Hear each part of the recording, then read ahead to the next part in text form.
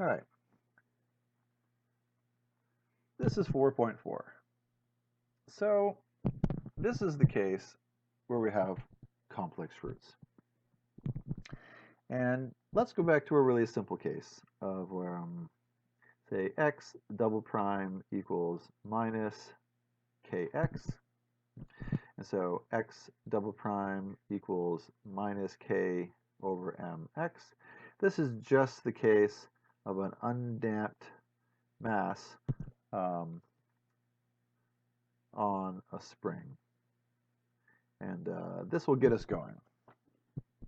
So, right, this is our x double prime is minus omega squared x.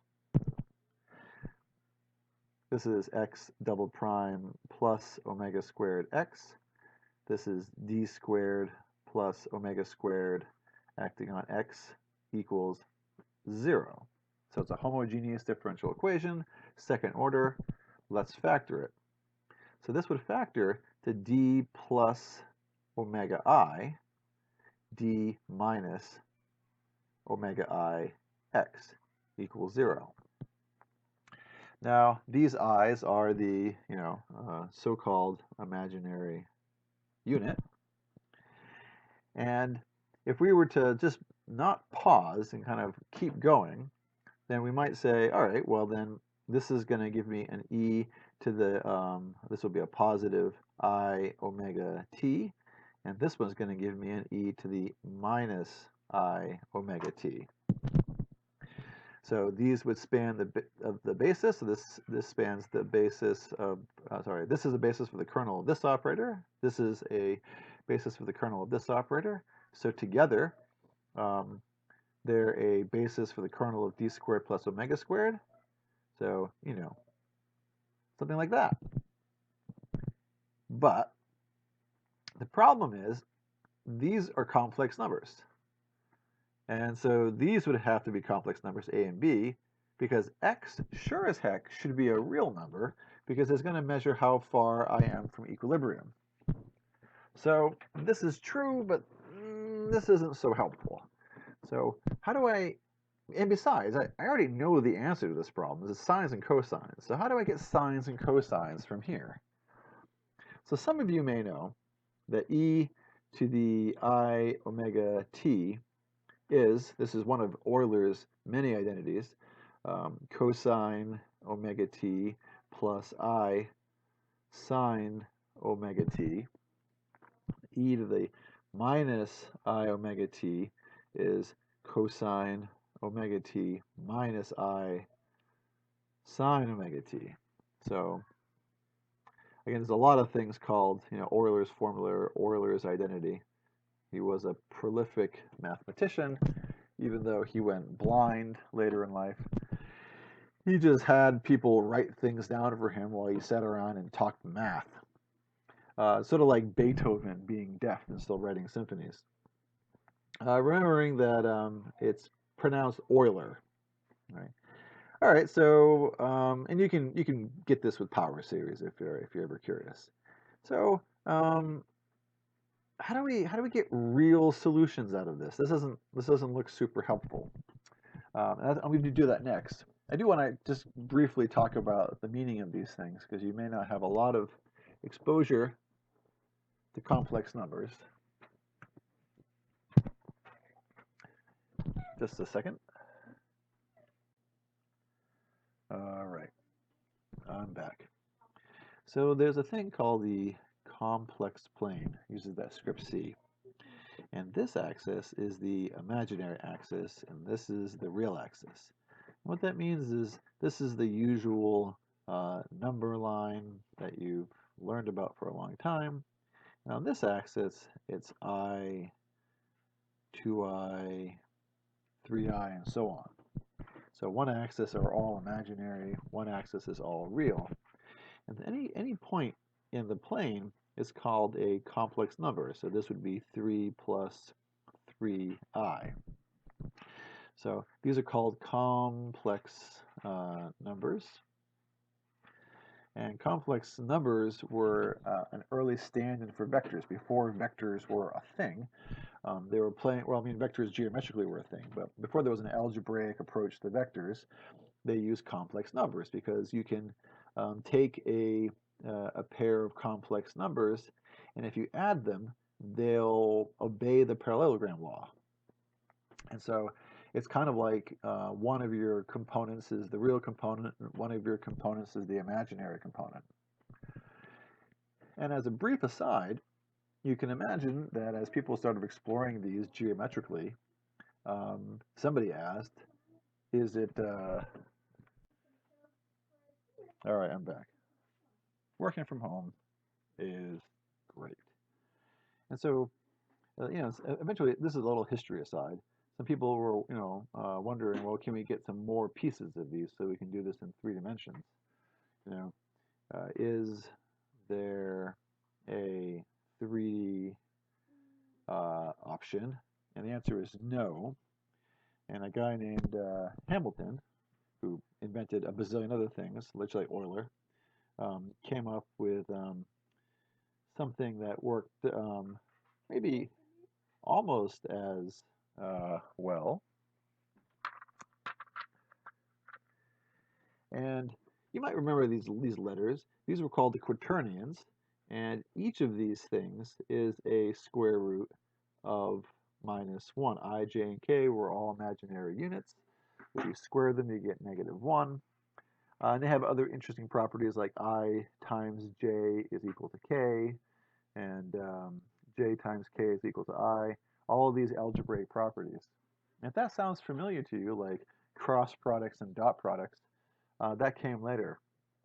Hamilton was a horrible writer. He wrote a giant treatise on the quaternions. These are still called the quaternions. And nobody understood it. And so a couple folks, Gibbs in the United States and Oliver Heaviside in the UK, basically broke them up into scalar parts and vector parts, invented the dot product and the cross product, and took these objects and created what we understand now as modern vector analysis.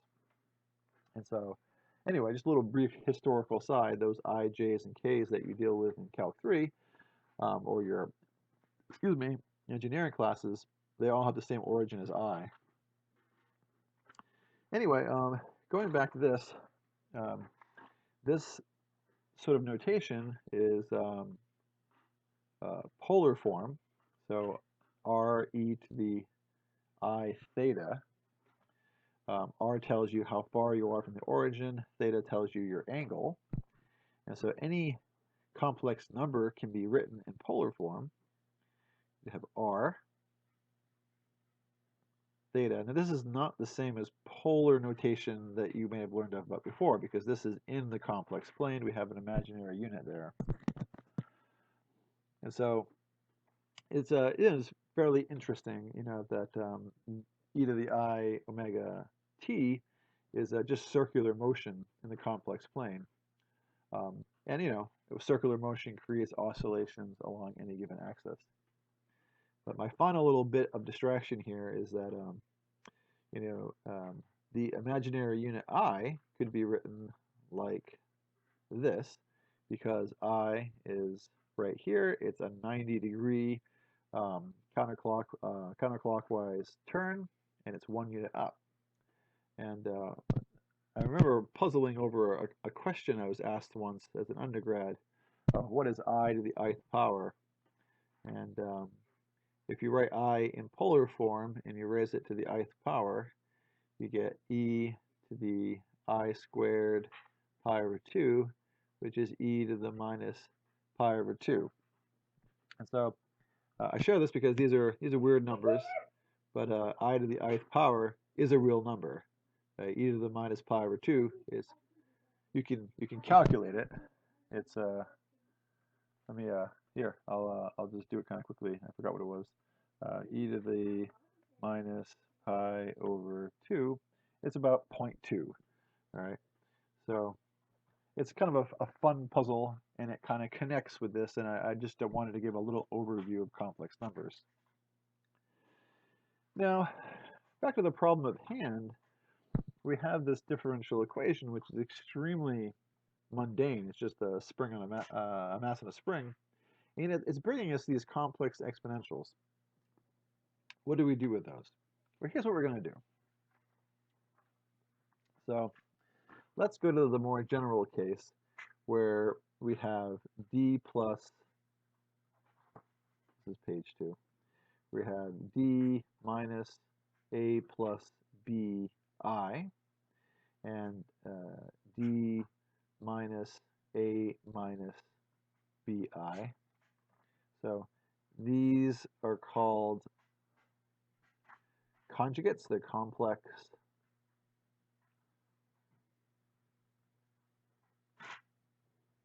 conjugates, and they always come in pairs. So if you have one of them, you always have the other, and the only thing that's different is the sign of these.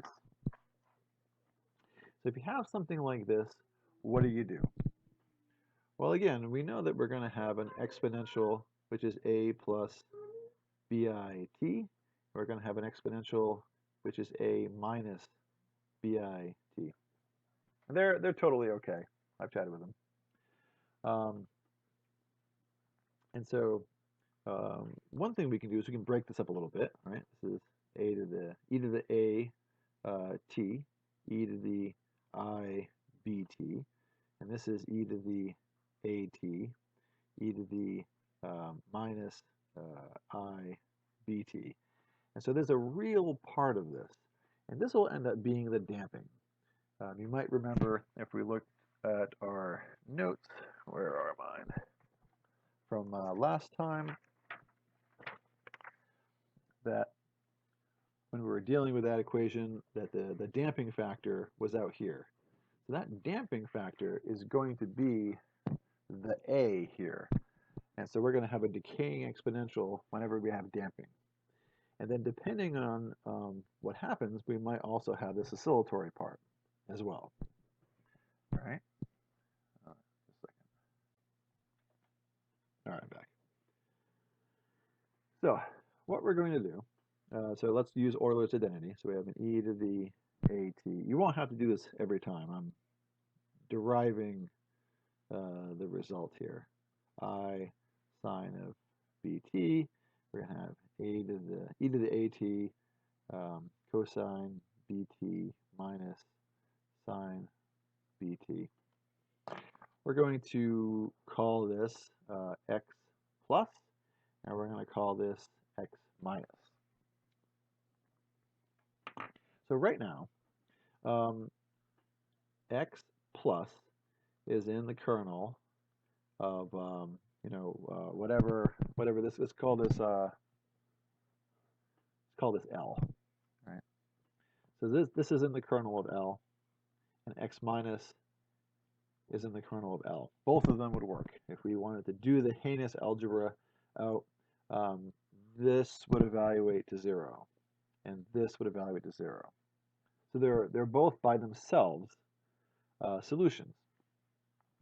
And so the problem is, right, we were considering the idea, trying to use the same notation as the text here. I think they use x, whatever.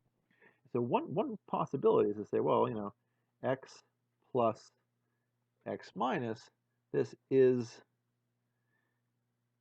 a solution, but we're going to have all these i's floating around, right? And what we'd want to do is to combine these in a special way to get rid of the complex parts. And we can do that, actually. And we just have to use a property. So here's the property.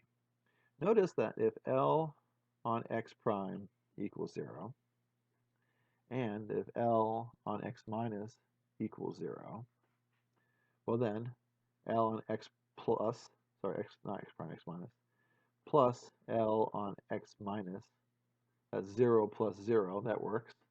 And so L on x plus plus x minus equals 0 as well. So this is actually an example of a more general property, is that linear combinations of solutions are still solutions with linear differential equations. So if you have a linear differential equation and you take two solutions, you add them together, it's still a solution. All right? And precisely for this reason. If it's linear, you can distribute, and then each one satisfies the equation, so you're good to go. We're going to exploit this property. All right, so here's what we're going to do. We are going to take, we'll call it x1, and we're going to take 1/2 of x plus x minus, all right? And we're also going to take, we're going to do x2, that's going to be 1/2i of x plus minus x minus. All right, so let's see what this gives us. So 1/2, and I'm going to have an e to the at in both of them. I'm just going to factor that out ahead of time. What's left? Cosine bt plus I sine bt plus cosine bt minus I sine bt. So this is x to the minus, or almost, I mean within the exponential. This is the x to the plus. And this does what we want. Notice that these two terms cancel. So we have a 1/2 e to the at times 2 cosine bt, which is e to the at cosine bt. Oh, great. So now we've got something which has all real parts to it. All right, next part.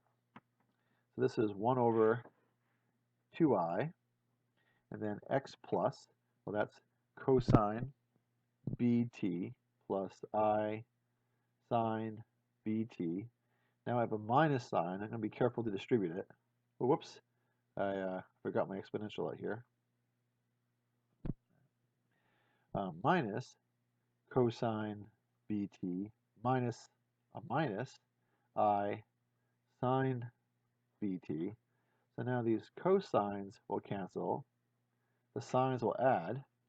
I'll have e to the at over 2i times 2i sine bt. They cancel, and I get e to the at sine of bt. So because x plus and x minus are both themselves solutions, they span the kernel, they're linearly independent. These two also span the kernel. These two are also linearly independent. You can't multiply one of them by a number to get the other. So there's several things playing around here. Because these are both solutions, we can add them, subtract them, and they're still solutions. So that means that these are still solutions. So they're still in the kernel. They're linearly independent. They form a basis. And so we can write our solution as a linear combination of them. We'll do an example here, but this is our derivation. All right. So what this does, this tells us what to do with complex roots. So going back to the example on the first page, where the roots were omega I, let's put that into action. So if our roots are d plus omega I, oops, and d minus omega I, then let's write this as d minus a minus omega I, d minus omega I. We have our two quote-unquote roots. This is 0 minus omega I, This is 0 plus omega I.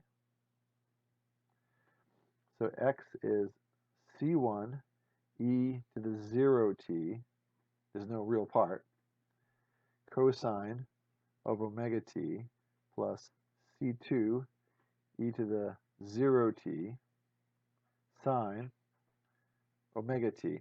Notice how the i's don't end up in here any more than they do here. So b is the coefficient. So this is a plus or minus bi. So a is the real part of the complex number. B is the imaginary part of the complex number. The imaginary part goes into sines and cosines. The real part goes into exponential. So back down here we get exactly what we expect for a simple harmonic oscillator. Now let's, before I finish this, I want to do an example where it is underdamped. So if I were to go back to my notes, that happens when gamma squared is minus 4 omega squared is less than 0. So that's gamma squared minus 4 omega squared less than 0, meaning that if I were to pick something like omega squared equals 1, then as long as gamma is small enough, so gamma squared could also be equal to 1, and that would work. Okay? That would satisfy this. So let's see. That would be something like x double prime and then plus x prime plus x equals 0, right? Since omega squared goes right there, and then gamma squared goes right there. So this is a differential equation that would be under damped simple harmonic motion. We would expect damped oscillations. Let's try it out. So this is d squared plus d plus 1 acting on x. Really no hope of factoring this. So let's use the quadratic formula. Minus 1 plus the square root of b squared, that's 1 squared, minus 4 times a times c all over 2 times 1. That's minus 1 plus or minus, what's this? This is minus, oops, going to have it minus 3 over 2. So this is minus 1 plus or minus I root 3 over 2. So this is minus 1/2 plus or minus I root 3 over 2. This is my A, and then along with this is my B. This means that my solution is x equals c1 e to the minus 1/2 t cosine root 3 over 2 t plus c2 e to the a minus 1/2 t sine of root 3 over 2 t. There it is. So this is, depending on your initial conditions, right now this is going to just do something like this, where this is squeezed in between this exponential function. So anyway, we'll spend more time talking about oscillations.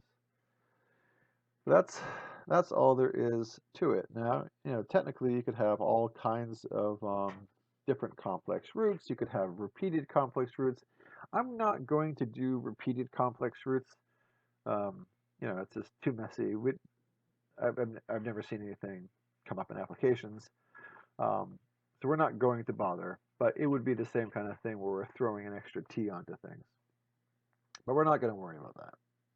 So this is what to do when you have complex um, exponentials. How do you write your solution? And again, notice this is it's very applied, just wiggly stuff that's damped. So complex numbers, whatever they're called, complex or imaginary, are certainly useful. All right, so I'll stop there for now.